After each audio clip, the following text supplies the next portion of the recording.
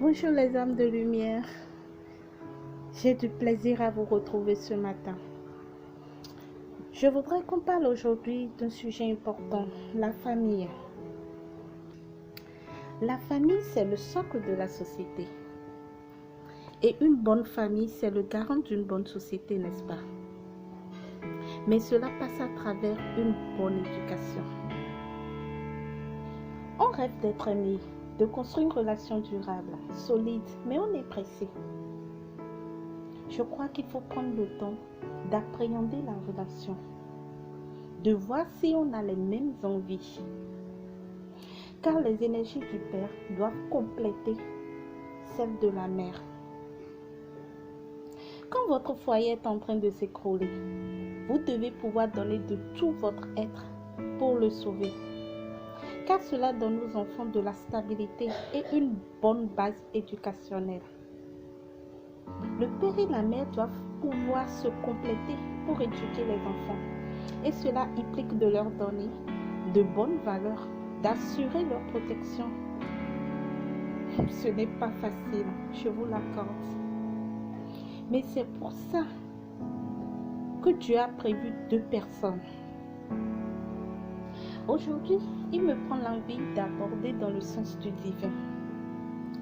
Vous serez d'accord avec moi quand je dis que la plupart des échecs de la vie à 2 et même des relations amicales tout court résident dans notre manière d'aimer.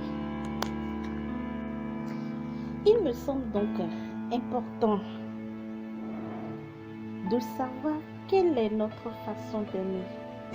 Donc, j'ai envie de définir quelques façons d'aimer qu'on a.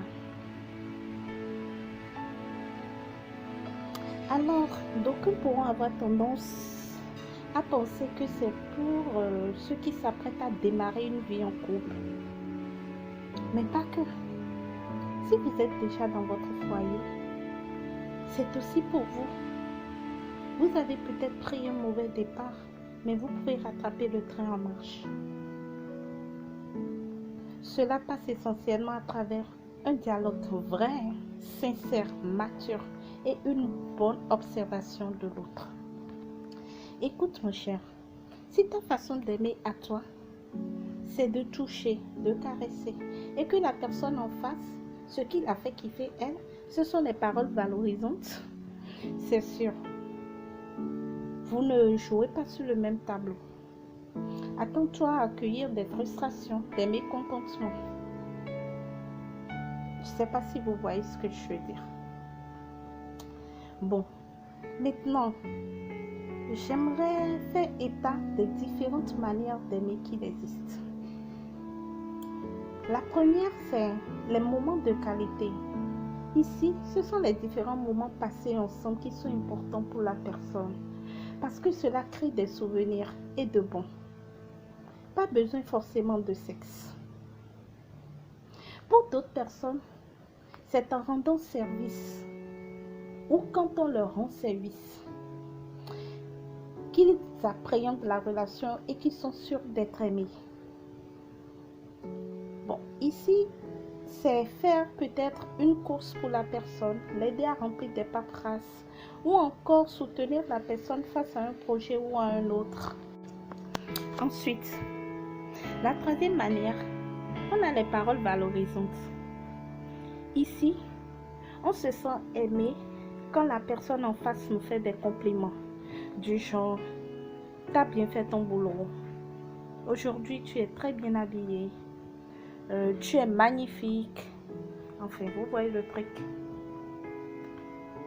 Il y a des personnes qui apprécient bien les cadeaux.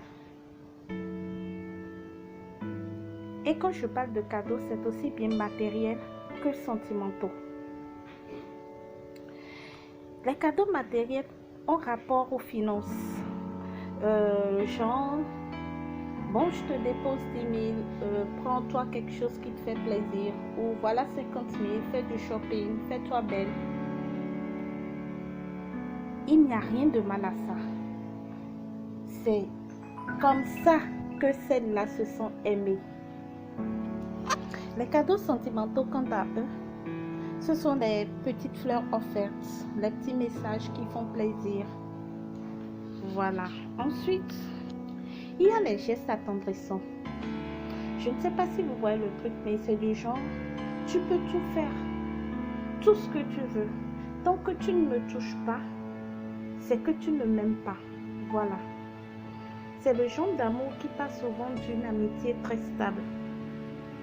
On peut aussi considérer l'autre comme un ami et ensuite, ça évolue à une étape amoureuse. Si vous voulez mon avis, c'est la meilleure façon d'aimer. Il y a des personnes pour qui ce sont les je t'aime à longueur de journée qui touchent. Ici, tu pourras faire ce que tu veux, mais n'oublie pas de lui dire de vive voix que tu l'aimes, et ceci à longueur de temps. Généralement, ce sont des personnes qui manquent cruellement de confiance en elles. Je trouve que c'est un amour trop dépendant. Soit dit en passant, cela n'est pas la meilleure façon d'aimer. Mais là encore, ça dépend de ce que vous en faites. Voilà les âmes de lumière, les 6 façons d'aimer. À vous de découvrir maintenant quelle est votre façon d'aimer à vous et quelle est la façon dont la personne qui est en face de vous aime être aimée. Si vous l'aimez de la meilleure façon et de la façon dont elle voudrait être aimée, c'est sûr vous arriverez à stabiliser votre relation. Merci de m'avoir suivi. C'était Lucrèce H. N'hésitez pas à liker. Laissez-moi le petit commentaire en bas de page. Et abonnez-vous. Bye.